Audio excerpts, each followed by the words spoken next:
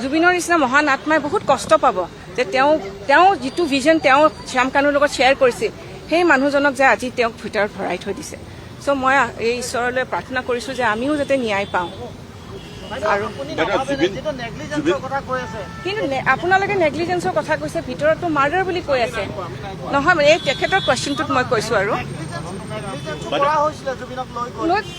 Negligence ক'ত হ'ল? তেওঁক আমি মাতাটো তেওঁক আমি বিশ্ব দৰবাৰত প্ৰতিষ্ঠা কৰিব যোৱাটো জানো নেগলিজেন্স হ'ব পাৰে? জুবিনে কিন্তু যোৱাৰ আগতে কৈ গৈছিলে যে মই যদি নাযাওঁ তেতিয়া এজনে ছুইচাইড কৰিব। সেইবোৰ কোনে কৈছে? নিজে কৈ গৈছিলে। নাই কোৱা। কাৰ আগত কৈছে? আপোনালোকৰ আগত জানো কিবা হেৰি আছে, প্ৰমাণ আছে? কিন্তু তাৰমানে জুবিনে কিমান ভাল পাইছিল তেওঁক যে তেওঁ ছুইচাইড কৰাৰ ভয় খাইছিলে যদি কথাটো হয়। কিন্তু মই কেতিয়াও নাভাবোঁ জুবিনক কোনেও জোৰ জবৰদস্তি একো কাম কৰাব নোৱাৰে। জুবিন এনেকুৱা এজন সত্তা আছিল যে যি তেওঁ নিজে ভাবিছিল সেইটো কৰিব। তেওঁ যদি যাবৰ মন নাছিল, তেওঁ যদি এই 13 বছৰ ধৰি নৰ্থ ইষ্ট ফেষ্টিভেলক তেওঁ কেনেকুৱা কটকটীয়াকে তেওঁ এটা আমাক ছাপোৰ্ট কৰিছিল, তেওঁ নিজে উদ্যুক্ত বুলি ভাবিছিলে। তেওঁ নিজে সদায় আমাৰ লগত আছিল।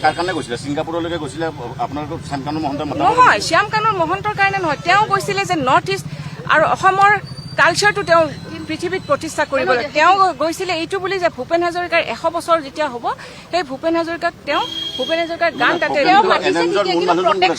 দিব লাগিছিলে।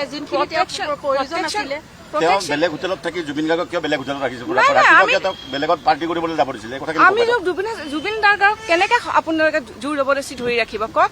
তেওঁক যাব দিয়া বা হেৰিটোতো আমিতো জুবিনক আমি য'ত জুবিনে পেন পেচিফিক মানে ছিংগাপুৰৰ চবতকে বেষ্ট হোটেলখনত ৰাখিছোঁ, য'ৰ 400 মিটাৰ দূৰত হস্পিটেল, ৰেফেলছ হস্পিটেল পৃথিৱীৰ ভিতৰত চবতকে ডাঙৰ হস্পিটেলখন আছে। জুবিন গাৰ্গে ইয়াৰ পৰাতো য়ট পাৰ্টিত যোৱাৰ প্লেন নাছিলে, তাতে গৈ প্লেন কৰিছে। তাতেতো শ্যাম কানু মহন্তই সেইখিনি সময়ত 50 কিলোমিটাৰ দূৰৰ এখন মিটিঙত আছে। তেওঁ ৰাতিপুৱালৈকেতো আমি গমেই নাপাওঁ যে তেওঁ তালৈকে যাব।